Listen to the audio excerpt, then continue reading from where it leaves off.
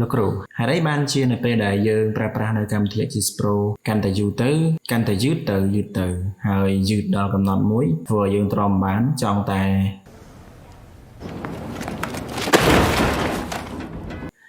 នេះគឺជាសំណួររបស់កូនសិស្សដែលគាត់បានធ្វើការសាកសួរមកខ្ញុំហើយខ្ញុំនឹងឆ្លើយសំណួររបស់កូនសិស្សយើងហ្នឹងទាក់ទងនឹងបញ្ហាហ្នឹងគឺនរណាក៏ជួបប្រទះនៅបញ្ហាហ្នឹងដែរមានន័យថា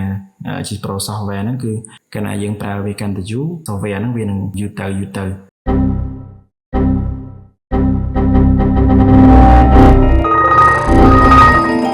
បញ្ហានេះគឺកើតឡើងដោយសារតែ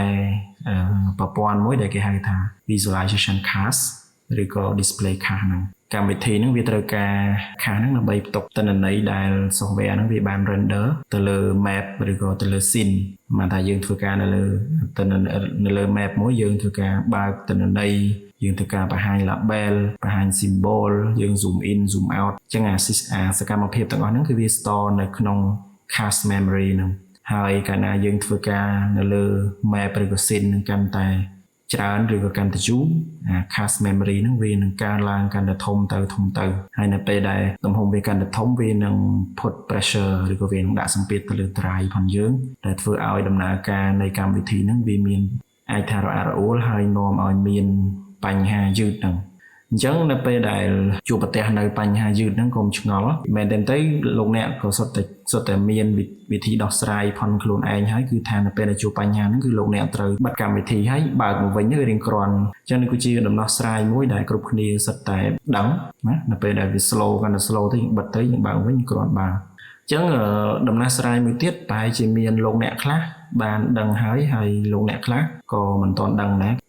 ដំណោះស្រាយមួយទៀតដែលខ្ញុំគិតថាមានប្រសិទ្ធភាពជាងមុនព្រោះខ្ញុំតែងតែធ្វើនៅដំណោះស្រាយហ្នឹងនៅពេលដែលខ្ញុំធ្វើការនៅលើ Axis Pro ហ្នឹងអញ្ចឹងដំណោះស្រាយហ្នឹងគឺយើងទៅលុបចោលនៅ cache memory ហ្នឹងតែការលុបចោលនៅ cache memory ហ្នឹងយើងអាចចូលទៅកាន់ system folder ដែលនៅក្នុង drive C ហ្នឹងឬក៏វិធីមួយទៀតដែលងាយស្រួលបំផុតនោះគឺយើងចូលទៅ clear នៅក្នុងកម្មវិធីតែម្ដងឥឡូវខ្ញុំបង្ហាញលោកអ្នកលឿនដូចខ្ញុំបញ្ជាក់អញ្ចឹងគឺ cache ហ្នឹងវានឹងបង្កើន memory ផងវានៅពេលដែលយើងធ្វើការនៅលើ map ឬក៏នៅលើ scene layer នៅលើ scene កាលណាយើង zoom in zoom out យើង add ទិន្នន័យយើងបន្ថែម label យើងកំណត់ symbol ហ្នឹងទិន្នន័យដែល render ទាំងអស់ហ្នឹងគឺវានឹង store ទុកនៅក្នុង cache system ហ្នឹងអញ្ចឹងដើម្បីធ្វើការ clear នៅ cache memory ហ្នឹងគឺយើង clear វាបានដោយយើងចូលទៅកាន់ project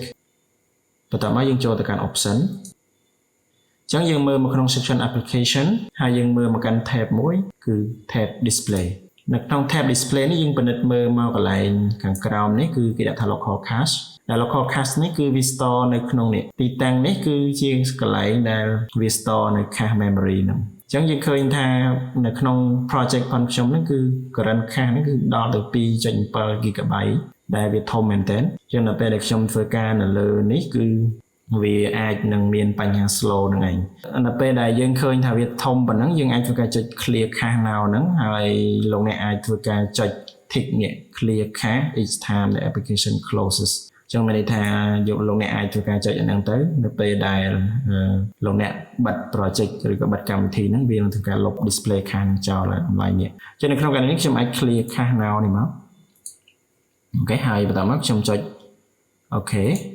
អញ្ចឹងវានឹងធ្វើការសួរខ្ញុំតែខ្ញុំចង់ save ដោយសារវាជា untotal project ខ្ញុំមិនត្រូវការ save ទេខ្ញុំចុច no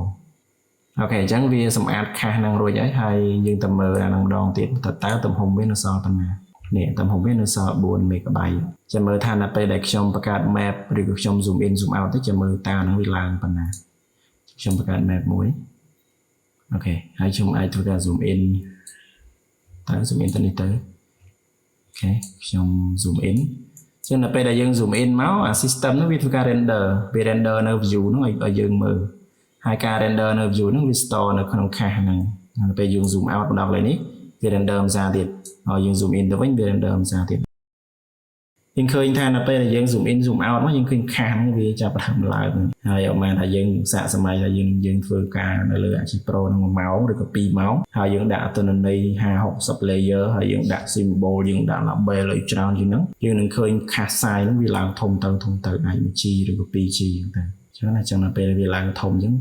software យើងវានឹង slow ហើយ ចឹងវីដេអូនេះគឺមានតែប៉ុណ្្នឹងទេហើយបើសិនបើលោកអ្នកមានសំណួរអីផ្សេងទាក់ទងនឹងការប្រើប្រាស់កម្មវិធី Map ArcGIS Pro ឬក៏ QGIS ឬក៏សំណួរទាក់ទងនឹង GIS ឬក៏ Remote Sensing អីហ្នឹងលោកអ្នកអាចធ្វើការសាកសួរបានខ្ញុំនឹងធ្វើការឆ្លើយតបជូនហើយយើងនឹងជួបគ្នានៅវីដេអូបន្តទៀតអរគុណ